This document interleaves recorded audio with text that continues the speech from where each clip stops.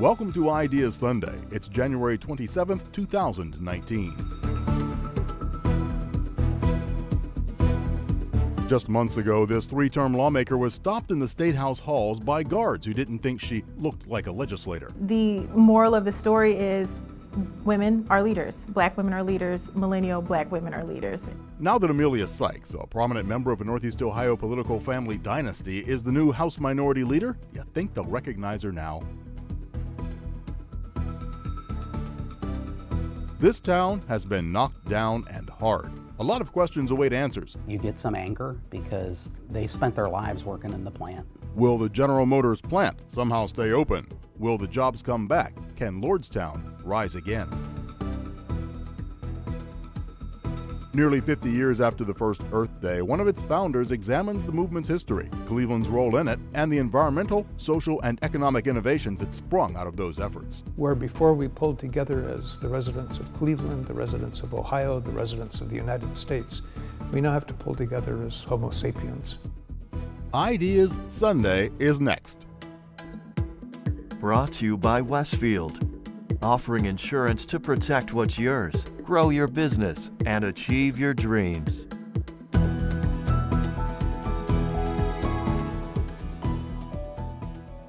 Good morning and welcome to Ideas Sunday. I'm Rick Jackson. Thanks for joining us. On the path to equal representation in politics, we're seeing some progress. More women serve in the United States Congress than ever before, holding 127 seats. At the Ohio State House, a similar story.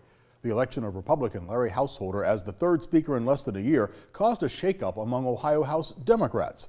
For the first time in 5 years, Democrats have chosen a new minority leader, Representative Amelia Sykes of Akron. And for the first time, women make up a majority of the leadership team. Karen Kassler, chief of the Ohio Public Radio and TV State House News Bureau, sat down with Minority Leader Sykes Wednesday afternoon, right after the election. Fred Strayhorn resigned as minority leader after he supported Ryan Smith for speaker when 26 of the 38 members of the Democratic caucus supported Larry Householder, including you and the rest of the leadership team.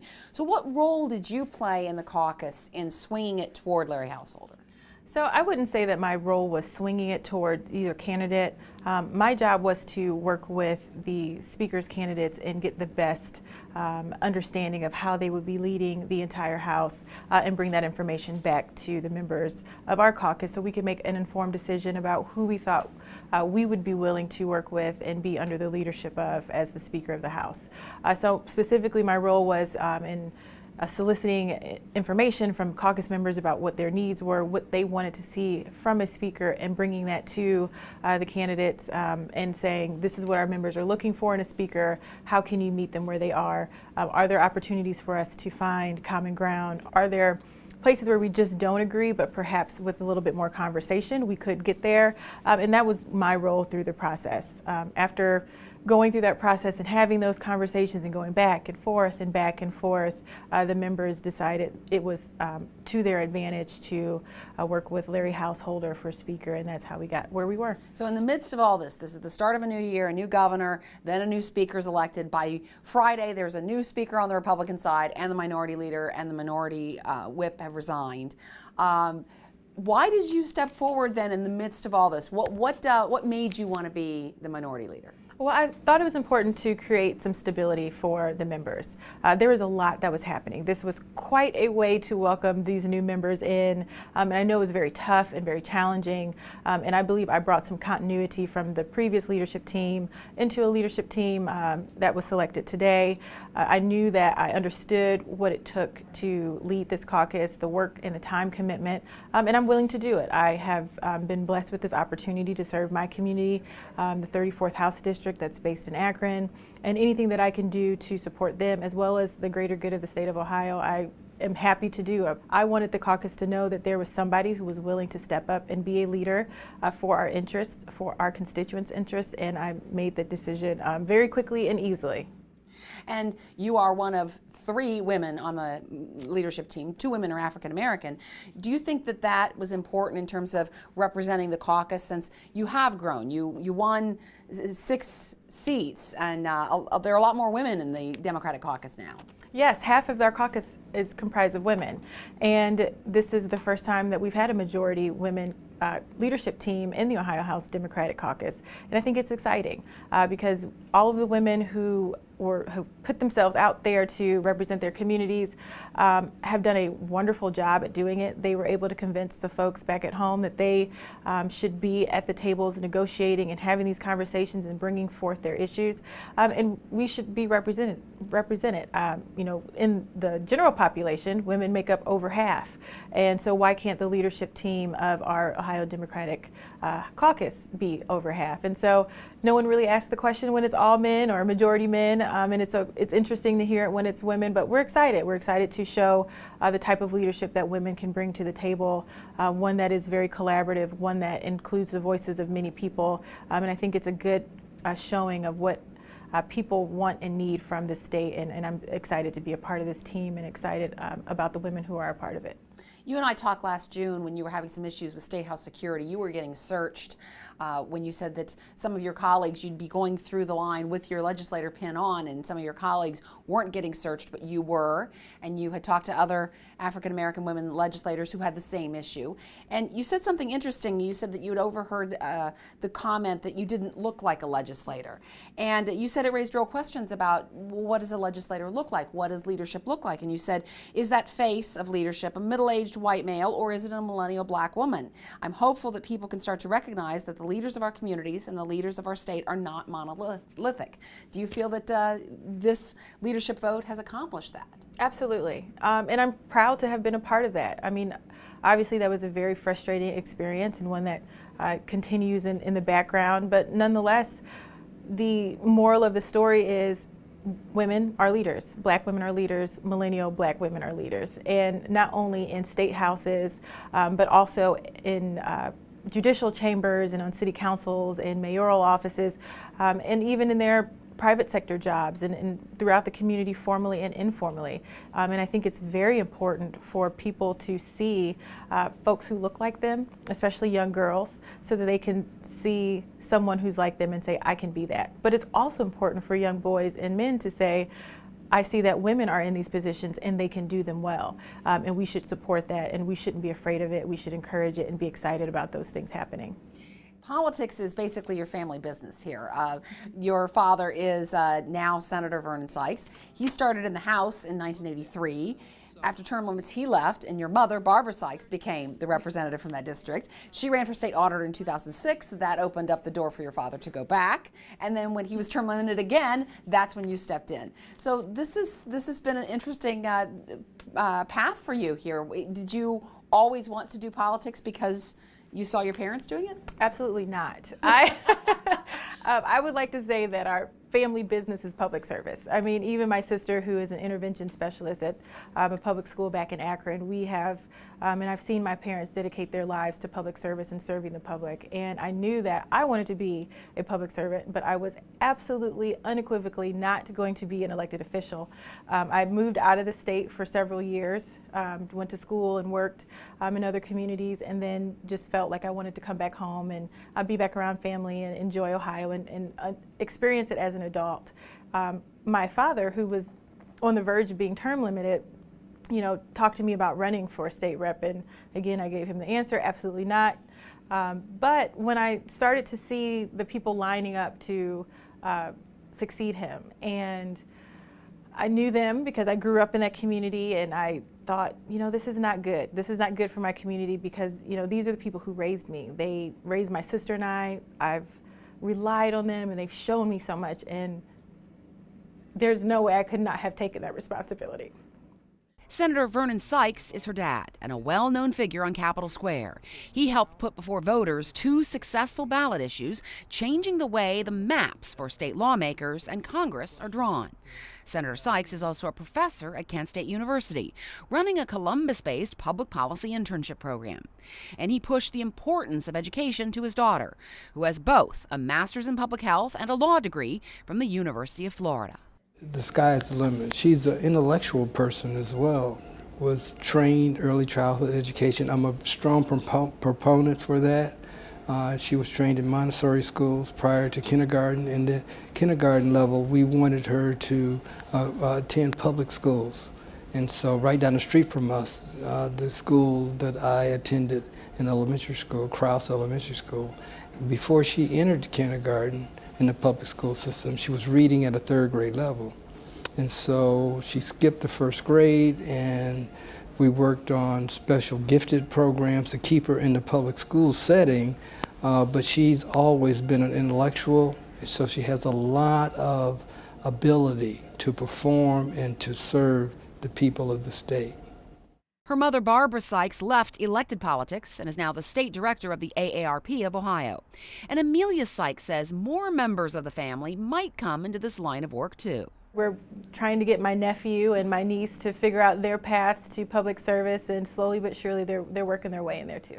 So there's another side of that whole idea that the seat that you hold right now has been represented by a Sykes for the last 30 years. But I guess there are some folks who might say that this is maybe a family dynasty, so to speak, may not be the best thing for a community, for one family to have that much influence and kind of own that seat. What do you say to people like that? So that was pretty much the narrative when I first ran, that I shouldn't be allowed to run. But just because my parents were legislators, it didn't preclude me, and it didn't give me an automatic entrance into the seat. I already had a primary election, I had a general election, and I had to prove my case and explain to people and show them why I was going to be a good representative to them. And I think once I got the opportunity to meet people and they got a chance to meet me, they understood that this isn't about influence or power or controlling anything. This is about serving the public at large. And the only way that you can convince people of that is to get out in the communities and talk to them and let them see you and feel you and touch you and get their arms around you and say, okay, we believe you. And so I'm so grateful that they've given me this opportunity, and they've elected me 3 times to serve them. So I think they're happy with my service, and I appreciate it. And when they're not, they let me know that too.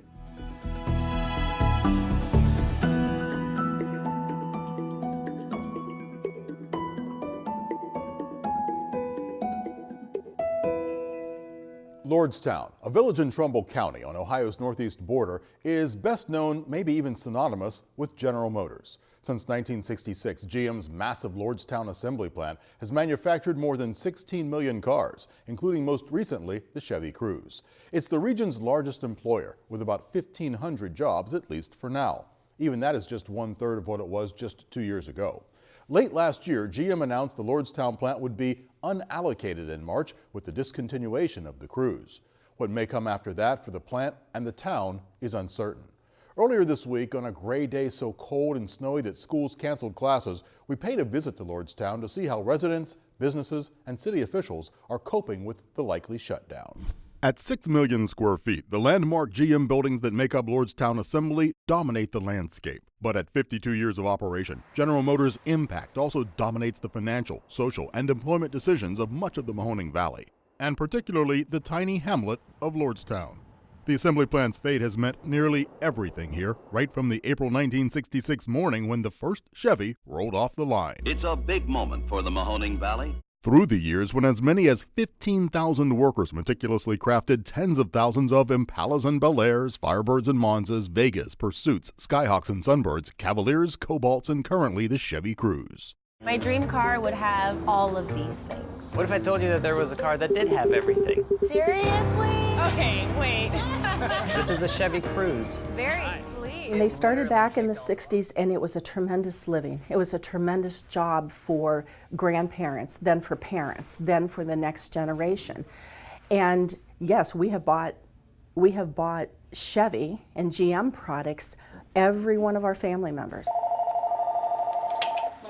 Amy Crowder's unchallenged loyalty to Chevy and to GM is the norm around here. Parking lots boast virtually all American-made cars, the vast majority of those Chevrolet. Songs and records were named, and Chevy was like the emblem or one of the focal points of song lyrics. Out in the back seat of my 60 Chevy. But more frequently now, those parking lot Chevys are trucks, SUVs, and crossovers, not the cars musicians' lyrics nostalgically recall. Still, November's announcement that General Motors was done with the Cruze prematurely and offered no future plans for Lordstown was a bombshell that just sits here, unexploded but threatening, holding possibilities of life-changing consequences. I'm still hopeful. They haven't said they're permanently shuttering. All they said is unallocated product. That means they aren't saying whether they have a product to come in or not. But the workers over at Lordstown are producing a dynamite car. Hill has served on and off as mayor of Lordstown for 20 years, through good times and tough times, none tougher times than these. You know, there's some people who are highly upset. Other people said, well, we're going to take a wait and see. You know, I don't know what it is about this section of Ohio, but we're the first to go down and the last one to come up whenever there's economic-related issues, and wish I knew what caused that. What the announcement has caused is readily evident. Not waiting for the final gun, some workers have left the plant and the valley. Workers let go when previous shifts were dropped departed first. Area businesses certainly felt the jolt, even non-car related spots like Lordstown Veterinary Clinic, where we found Amy Crowder. While she was grooming and playing with Miss Audie, the Gordon setter, much of the rest of the Lordstown Plaza showed next to no signs of life. More than half the storefronts are newly vacant. The sandwich shop had some clients, but not, we're told, like they used to. You know, their revenue has dropped off drastically when you lose 1,700 jobs. You know, and this was a lunch stop place. Well, the same thing here. People love their fur babies, just like members of the family. And there are certain people that would sacrifice even the electric bill to take care of those. And those are the people that we see a tremendous amount of. But as people relocate, that will affect our direct bottom line. You know, if we have 700 of our clients move on, it hurts. It hurts. Car-dependent businesses were reeling from the hits of earlier shift losses and now from the threat of closure. The Vista Windows shop ended its Lordstown operations this month. The last 87 jobs gone. 170 jobs were lost here in all. Next door to it, Magna Lordstown Seating Systems will close March 2nd, notifying the state of another 120 jobs leaving Lordstown for good. The moves away, even the transfers to other GM sites, have been particularly hard on families, especially young families with children. It really is. That's where our focus is right now. We have several families, as I'm sure you know, that are having to move. The one spouse is leaving now, the other one's staying here with the children to finish the school year. Some are seniors. We've adjusted senior nights so they could still attend those kind of events early on. Some are staying to see if they'll actually get another vehicle. So, and that's a whole nother type of stress on that family. The Lordstown school system is not large, just 550 students K-12. Armstrong's been a teacher, principal, and now superintendent here. His students feel the possibility of closure keenly. Some of the staff has spouses at the plant or are involved in GM's supply lines. As many as 12 to 15% of the enrollment could ultimately move away. And the tax dollars from GM, $800,000 per year, could stop as well. That's more than 10% of the system's total annual budget. We won't make any knee-jerk decisions, but we'll look at the budget and we'll look at resources moving forward. We don't want it to impact our students. We don't want it to impact our staff, and we'll make the decisions as we have to. Yeah.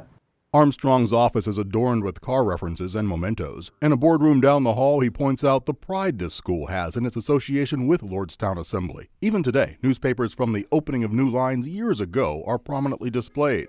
In nearby Austintown, students devised a song to send to the company about the region's willingness to help with saving the plant.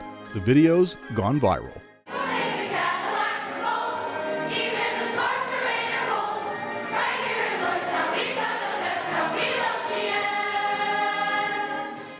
The kids are sad. They're nervous. A lot of them are already, a lot of our dads from the school have already had to leave. They left yesterday. So it's splitting up a lot of families. So the kids are sad and worried that even the kids who are staying who have nothing to do with GM. I have a third grader who is worried that she's not going to see her friends again because they're leaving. Nikki Reed sees that impact not just at home, but at work. She is also in food service, and, well, look around. This is the noon hour, with one client about to leave the diner just when two others came in. What counts for a lunch crowd in Lordstown these days?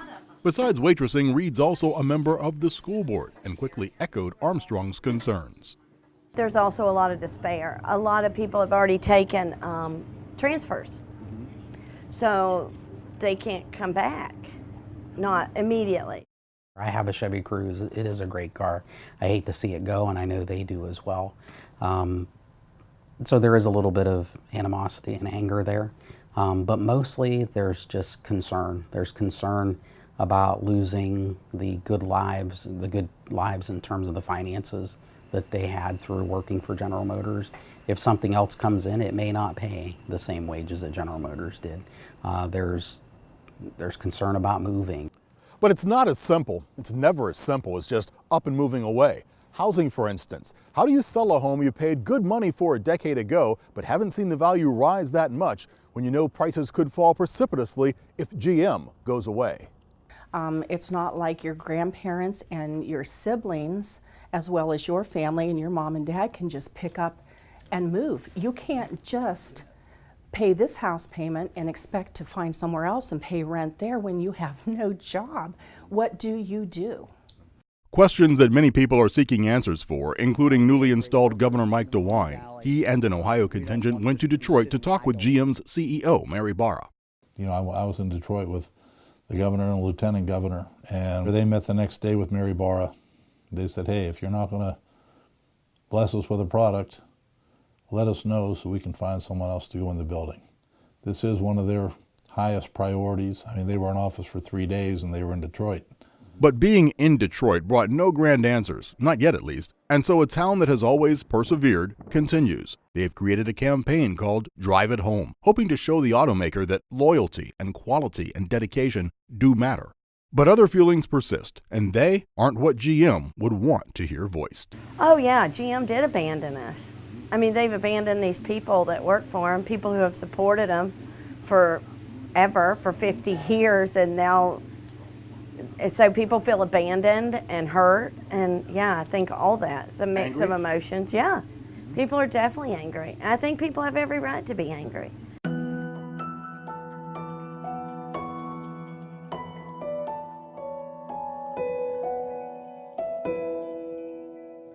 On a prime spot of downtown lakefront property along Cleveland's East Shoreway stands an abandoned compound of buildings. It includes a control tower, so you might mistake it as part of the adjacent Burke Lakefront Airport.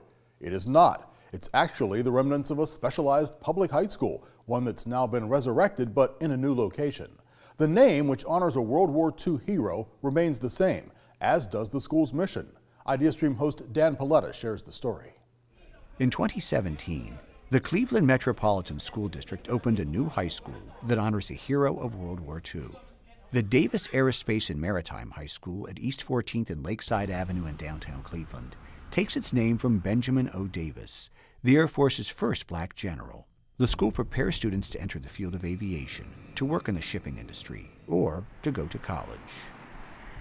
Establishing the school was the dream of former life flight pilot Drew Ferguson. For years, he'd driven and flown by another school that bears General Davis's name, located at Burke Lakefront Airport on North Marginal Road.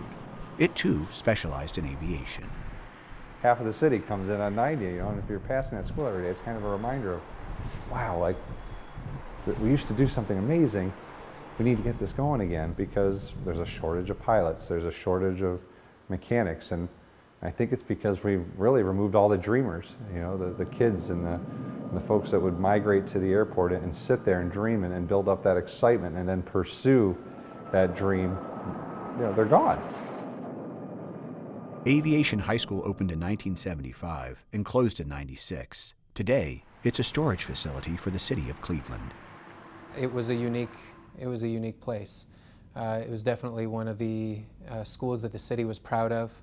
I know when I talk to people about opening this school, very often just strangers who I talk to about this school, oh, you guys are opening up that old Aviation High School, I remember that. And there's some nostalgia because it was provided kids an opportunity that was lost once it closed.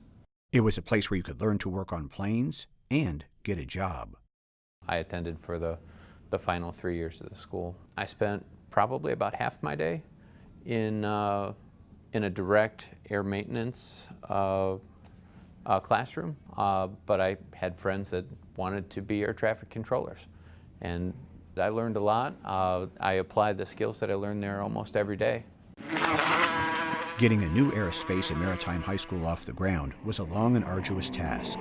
The district received help from a local nonprofit called FASTAR. FASTAR is a public health organization, and they had a concept to open an aviation and maritime high school. So FASTAR, along with support from the Cleveland Airport and the Coast Guard, brought the concept to the district. Given the green light to proceed, naming the new aviation high school after Davis resonated with district officials. He was a decorated Army veteran who entered the military in 1936, at a time when the service resisted African Americans from enlisting. Benjamin O. Davis is a graduate of CMSD Public Schools. He was a pilot in World War II. He was the first African American Air Force general and led the Tuskegee Airmen, which was an all African American group of pilots that fought in the war. I mean, you look at just a real inspirational character in aviation, even in public safety. I mean, he was one of our first public safety directors for the city. He was truly a leader, and he lived by a very defined code of conduct, and he expected the same of his people. It's a great role model to have as a school and a heck of a namesake. The newly opened Davis Aerospace and Maritime High School expands the scope of the former aviation high school. Through internships, field trips, and high-tech simulators, students learn to operate and work on planes and boats. They bring these experiences into the classroom and explore them through science, math, literature, and history. Our goal here is to weave the theme of the school into classrooms, into the everyday experience of the kids as authentically and as deeply as possible. We use planes for like our math problems, our math equations, our boats for math problems and math equations. Also, we have an aviation and maritime class or science class. So we study commercial aviation, general aviation, freighter aviation, and we study boats like cruise ships, boats like that. You get to experience a lot of things. You get opportunities that other schools don't offer. And you get to discover things and explore things, which is real fun. And then you get to learn a lot. Like, other schools don't learn what we learn. All ninth graders take a maritime science course where they learn about boat design, buoyancy, density, what makes boats stable, what makes them sink. All kids in that class learn to swim so that they're water safe. Kids get out on the water. They learn to test water and learn about the health of our local ecosystem in the Great Lakes. And our aviation science course is a follow-up for 10th graders. And kids learn about airplane design, wing design, Bernoulli's principle, along with some critical issues that face the airport industry. The new school is strategically located close to Lake Erie. We are right here on Lake Erie. We're right next to Burke Airport and our new location. And shipping on the Great Lakes is a huge part of the local economy. There are 2 airports in Cleveland, and the airport employs about 7,000 individuals in the city. So it's a huge piece of the local culture here. And it made sense for a school to be built to take advantage of that culture and to help bring it alive. What the staff at Davis Aerospace and Maritime High School hopes to provide students is an entry into the field of aviation and maritime, something for which General Benjamin O. Davis had to fight. It's important to me, it's important to the district, it's important to our families, because Benjamin O. Davis is from here. He's from Cleveland. And I think it's important for our students to know that one of the most famous pilots ever from the United States was one of them, grew up in their neighborhoods, went to our schools. And to see a connection from their lives as kids here to potentially doing something great is crucial. Our kids need role models, and a district to make the decision to memorialize a role model like Benjamin O. Davis in the name of a school is a symbolic step, you know, to make that connection to families and to kids.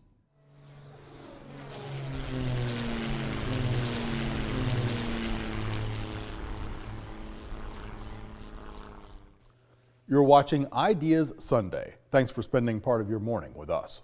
Still to come, a community-wide musical instrument donation drive looks to put trombones, flutes, and violins in the hands of young musicians, and your help is requested. Plus, Cleveland this week announced another effort to target the high rates of lead poisoning in children, which can lead to health, behavioral, and cognitive problems. But first, June 22nd marks 50 years since the infamous Cuyahoga River fire. It wasn't the first or the last time the river would burn, polluted as it was for decades with industrial waste. But the 1969 fire caught the attention of Time magazine, then reporting on the nation's environmental problems. And the image the magazine used from a fire in 1952 helped spark action among policymakers. In the aftermath, that photo from Cleveland helped set the stage for the passage of the Clean Water Act, the establishment of the Environmental Protection Agency, and the first Earth Day. IdeaStream will bring you extensive coverage of the impact and legacy of the burning river in the weeks and months ahead, including analysis, perspective, and a look forward. This morning, longtime environmental advocate Dennis Hayes reflects on the images and events that helped ignite positive environmental change. And he looks back at the first Earth Day, a movement he helped coordinate in 1970. Hayes is president and CEO of the Bullitt Foundation, an organization that provides environmentally focused grants. Under his direction, the foundation designed and constructed the Bullitt Center, the world's greenest office building. When we spoke, he began with differences in the environmental movement now versus the movement he helped lead nearly 50 years ago. Back in 1970, when we were talking about environmental problems, these were problems with things that you breathed, things that you drank, things that you would eat. They were immediate. And now we're talking about climate change, about an epidemic of extinction, about global population phenomena. And that's a much tougher set of connections to make. Once again, we evolved to deal with things that are personal. So if you've got issues having to do with ending gun violence, issues having to do with #MeToo, issues like Black Lives Matter, those are all things that relate to individuals and have individual images attached to them. Somehow we need to, as we move into the 50th anniversary in 2020, get that same degree of intimacy around these global environmental challenges. Should our priorities lie local or global, or do you think that if everybody cleans up their local, that fixes the global? Well, no, it is something where there will be a need for people to be doing things, and it makes a genuine contribution. And also, when people do things, they commit themselves more to the cause that it's part of it. It's something that religion has always known. You have sacraments that may not make a lot of sense anymore, but it is a way of pledging yourself to a system of beliefs. And there are people who think of recycling as the environmental sacrament, if you will. But if you're going to be dealing with these big global issues, the decisions made by electrical utilities, by automobile manufacturers, by environmental protection agencies are going to be crucial. It has to have an individual component, but individuals cannot do it by ourselves. Yeah, that's a good point. People think, I'm doing so much, but I'm having such a little impact. How do we reignite that spark? Well, part of the spark is by getting people to combine with other people to demand change. In 1970, when we had that first vast gusher of enthusiasm, 20 million people taking to the streets to demand that we start cleaning up our air and our water. Part of that was themselves making pledges about their individual behavior, but an awful lot of that was demands of Detroit, demands of Washington, D.C. We've kind of lost that passion.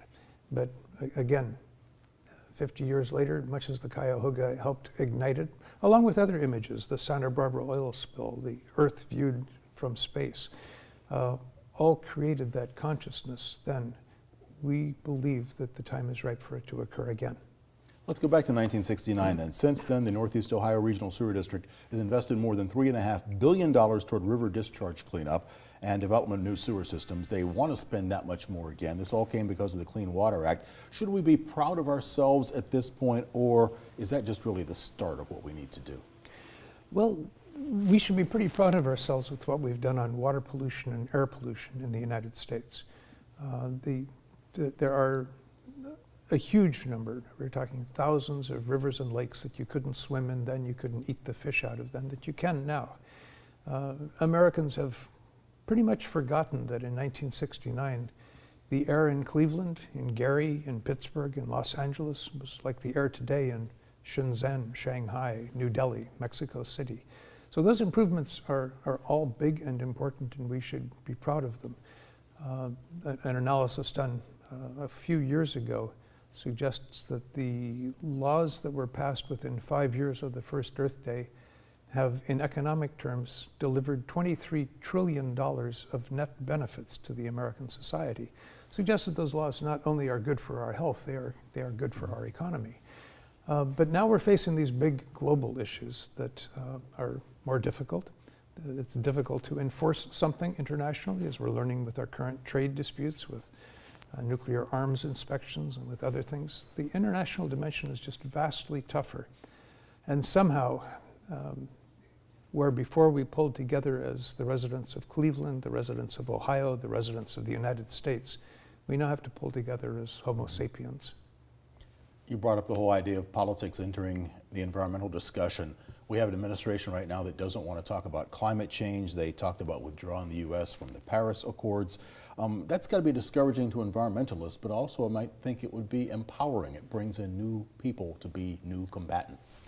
Yes, and it will be new people pretty much like it was in 1969 and 1970 when there was this youth quake.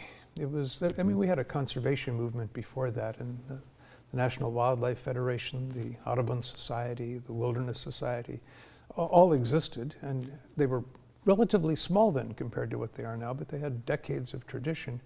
But then we had this whole surge of young people who didn't know what was impossible, and so they just went out and did it. You were all in your early 20s. Yes, I was 25 at the time of the first Earth Day. And the time has more than come to pass off that particular torch to a new generation and have them get out now and start wrestling with these big international challenges. Do we see a split between public desire and political will to do something?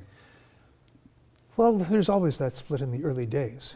And when the public desire becomes not just an intellectual desire, but an emotional desire, something that becomes a true priority, then suddenly politics begins to change, and politicians who were opposing something that they suddenly realize that 60% of their constituents favor, and 10% of their constituents say, this is the most important issue. If you're wrong on this, I'm not going to vote for you. Then politics adjusts itself. Let's talk about the good that is happening. You and the Bullitt Foundation, which you are the head of, it's your baby, but specifically talk about your building. What makes the Bullitt Foundation building a living building? Well, the Bullitt Foundation building has a brain, it has a nervous system, it has an alimentary canal, it has muscles and bones, it has many of the things that a living organism does.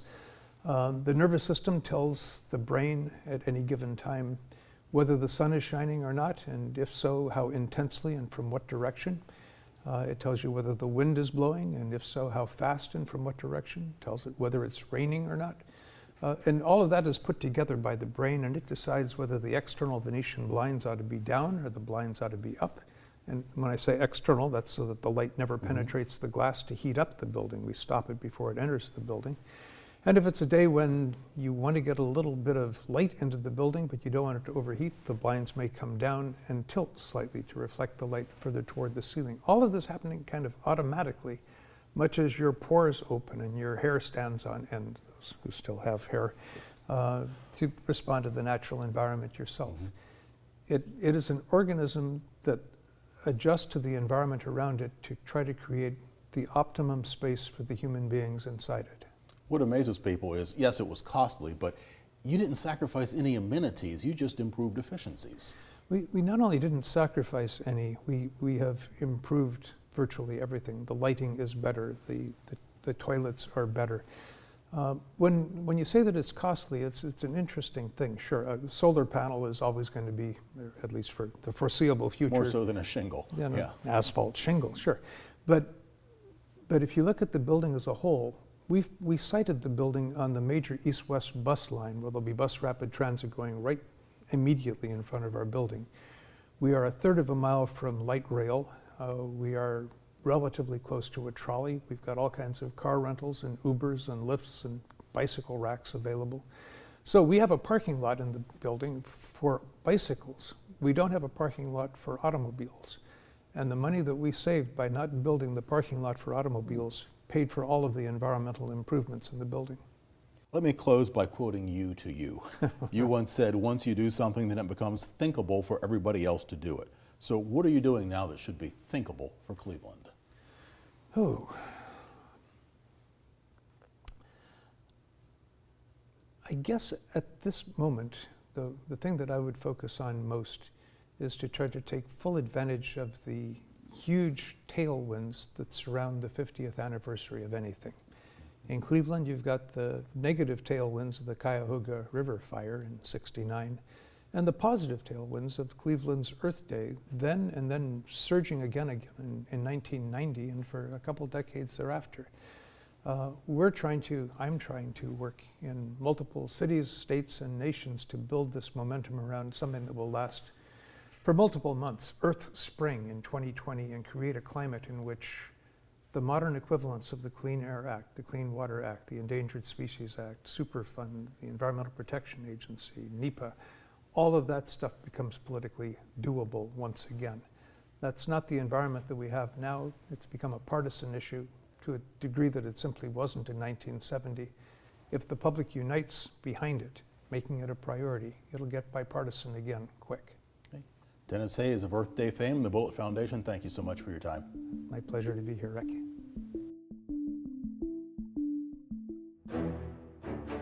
I don't think it would have mattered who was on the ballot. They've done the research. We're trying to get the truth so the public knows what's happening. A coalition of Cleveland leaders in the fields of healthcare, education, philanthropy, the environment, and government announced this week that they are combining forces to protect children from the toxic dangers of lead poisoning. The new Lead Safe Coalition hopes to reverse the alarmingly high rates of lead poisoning among local kids. When it comes to lead exposure, Cleveland ranks among the worst cities in the nation. It's an old problem that's not been fixed despite a number of previous efforts. That was part of the discussion in this week's Roundtable of News on 90.3 WCPN's The Sound of Ideas. Well, you've got all the right nonprofits, and you've got all the different governments that could do something, and foundations all joining this coalition and setting the goal of greatly reducing lead poisoning in Cleveland by 2028. What you don't have is a plan, and you don't have any money. So, you know, there was some thought in this group that maybe we shouldn't announce this for a few months so that we can have something concrete to say, but there were others that felt, you know, we need to tell people we're doing something. We've built this coalition, we've set a goal, and once we announce what we're doing, let's set to work, get the money, get the plan, and get moving. Right, this Lead Safe Summit, Lead Safe Home Inspection Plan, great ideas. The landlords have to be happy because they could get an infusion of money, but right now the bank account is zero. Right, and look, getting the landlords to be a partner to this is going to be key. If this becomes kind of a hostile action versus the landlords, it will make it harder. You know, we've learned from Rochester, if everybody's participating, you can get a lot done. But you know, it's all of the people involved. They know how important this is. They also know this is a one-time thing. You get this done, it's not going to be a problem again. If you can greatly reduce the amount of lead paint in Cleveland, you don't have to come back and do it a second time. We knew that in 1980. Yeah, I know. Well, Frank Jackson did say, Nick and I were talking about before, he's up there saying, could we have done this before? Yeah, I guess, and you know, but we didn't. It's like, yes, okay, so after 50 years of fumbling with it, it should get done. The oddest thing is, we are the headquarters of a major paint company that made, and I think still makes in some places, lead paint. You would think that they would have a big seat at this table because for public relations purposes, they should want to clean this up. We mentioned the fact that Rochester is considered the leader. What did Rochester do that's made them the place people look to? They made it a community pride thing. They decided that we want to be the city that does right by our kids, and they got people aligned. You know, look, they inspected, they got money from various funds, but people believed in it. You did, and most importantly, you got not every, but many of the landlords on board. Nick, this has come up before, and the fear has always been, and some of the reasons it failed before is because we don't want the renters getting it passed down to them from the landlords. Is there concern about that again? Well, I mean, this gets to this whole issue of how hard you come down on the landlords. You know, you don't want them necessarily evicting lots of people or not being able to rent their properties out and people ending up, you know, not having a place to go. You know, one idea that's come up is a Councilman Tony Brancatelli says that he wants to bring back a program for having the community development corporations, the nonprofits that do a lot of work in Cleveland, do some form of kind of pre-code enforcement where they could get some money from the city to go around and knock on people's doors and say, hey, listen, we notice that you've got chipped and peeling paint on the outside of your house. You know, we're not going to write you up or take you into housing court right now, but you got to fix this or we'll pass your case on to the city. And it's sort of a way to let people know with maybe a softer touch and try to get them to comply before you bring the enforcement arm down on them. So the city has at least proposed this lead-safe housing fund that might help landlords deal with those problems. Right now, it just really exists as a concept, though, because like Chris was saying, there's no money committed to it right now.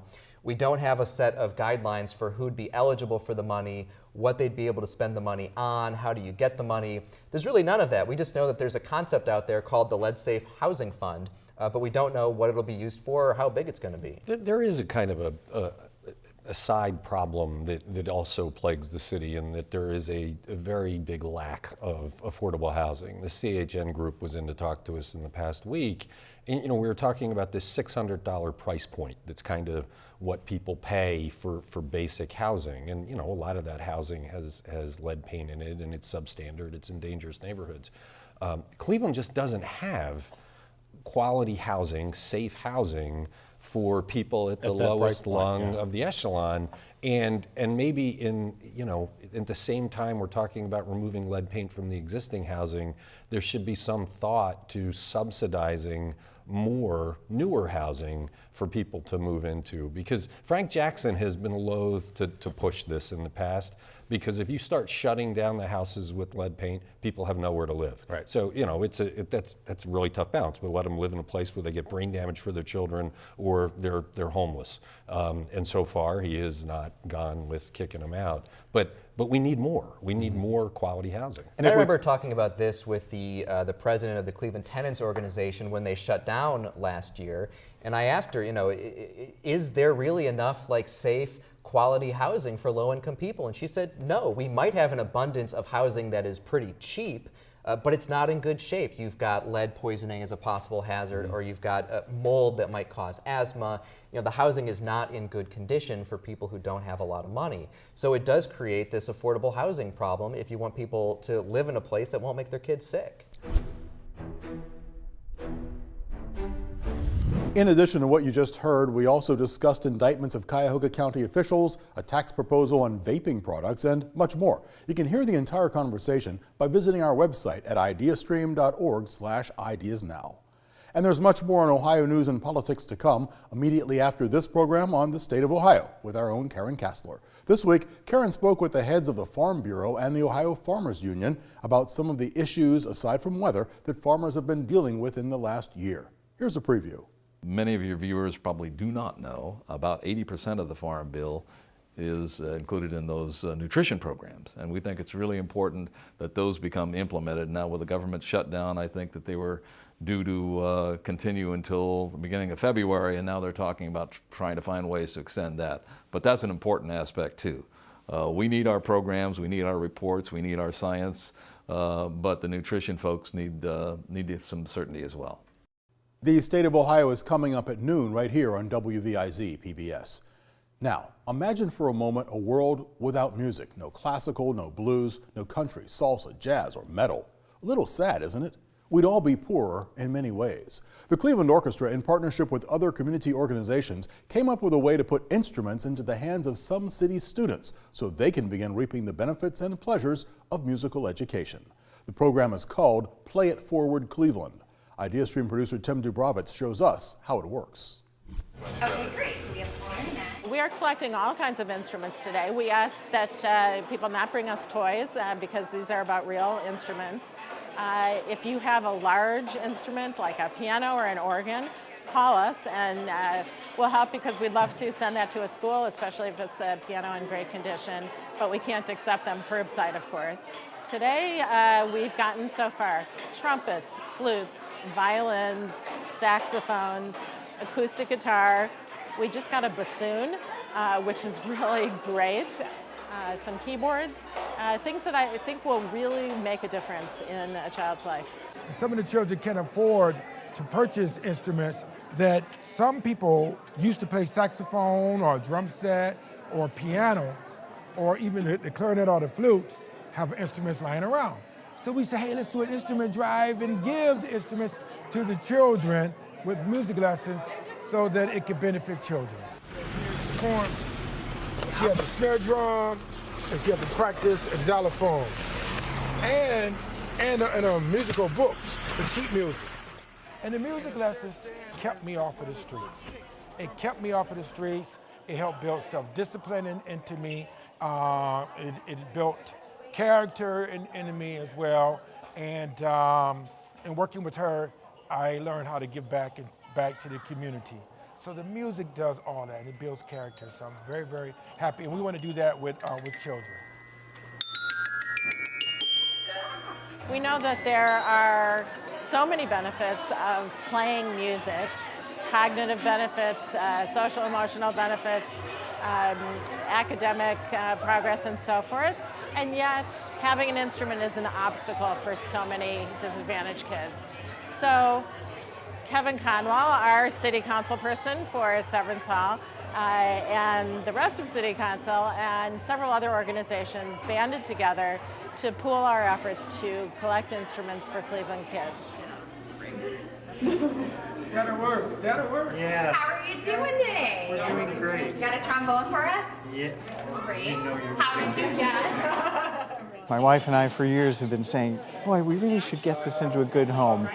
Then we read The Plain Dealer, and there was the notice. We said, now's our chance. The fact that all the instruments were going to be checked over by people who really understand instruments, who know what remediation the instrument might need, so that it can really bring joy to some young person. And then the fact that it was going to a good cause, students who couldn't otherwise afford their instruments. It was a no-brainer for us. So some kid is just going to love these, so thank you so much. And you're all set.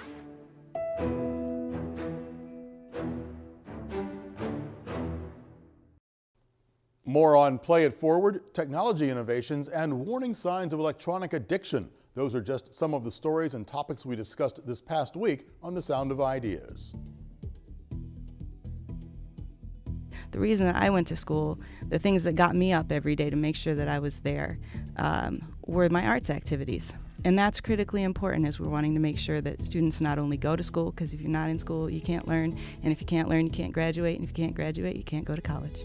But if you really start to think about the magic and wonder in the world in which we live, and we were talking about the boomers versus the Gen X, I'm a Gen X, right? I mean, we've gotten to watch it all emerge. And, you know, the kids today, get off my lawn, they don't see the magic in it. And I think one of the joys is to put the magic back into this, to say every time something comes along to go, my God, that is so amazing, that's so cool, that's so fun, and it's so helpful. In 2017, we had 2,000 children that tested positive, tested above the standard for lead in Cuyahoga County. 1,500 of those were in the city of Cleveland. We account for 40% of the children in the state of Ohio that test positive for lead.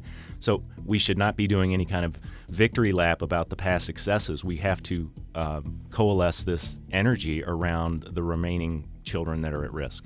Like, what's important for parents to know that not all kids playing electronics are obviously addicted. That a lot of kids are on electronics, they're on Chromebooks, they're on iPads, and that's just kind of today's world. But some signs that you're looking for is rage reactions when the kid won't get off the games. I think a second thing is you're starting to look that grades are dropping. They're starting to shy away from friendships that would normally be something that's important to them. And a big one that they're seeing now, Mike, is that the kids are getting their sense of achievement off of the games. Tomorrow on The Sound of Ideas, the legal profession is one of the least diverse in the nation. In Cleveland, only about 4% of law firm partners are minorities, same as a decade ago. We'll talk about a big push in Cleveland to improve diversity in the legal community. As always, we invite your participation. Talk to you tomorrow.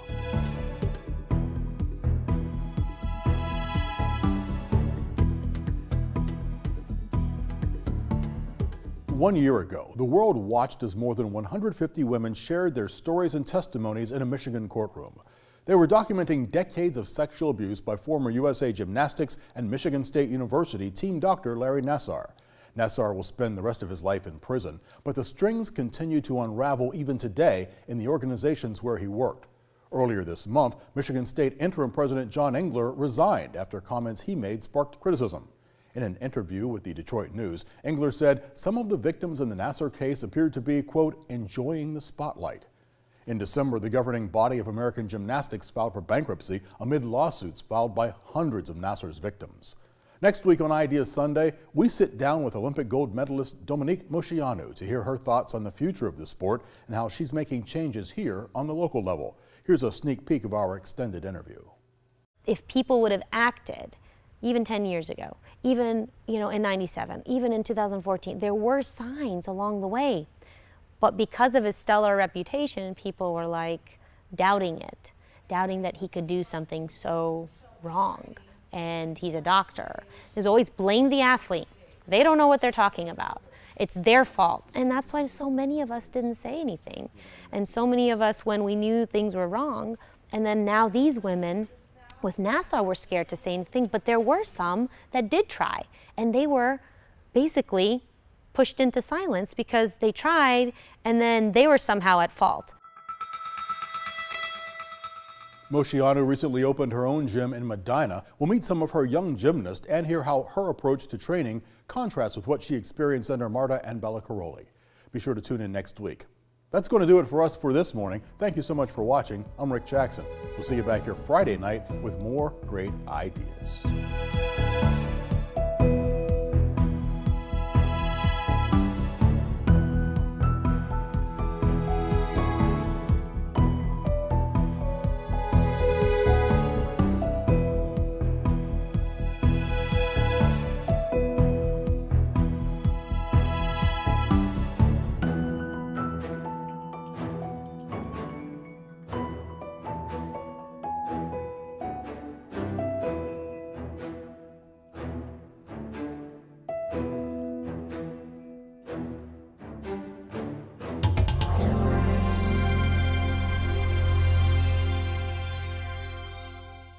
Brought to you by Westfield, offering insurance to protect what's yours, grow your business, and achieve your dreams.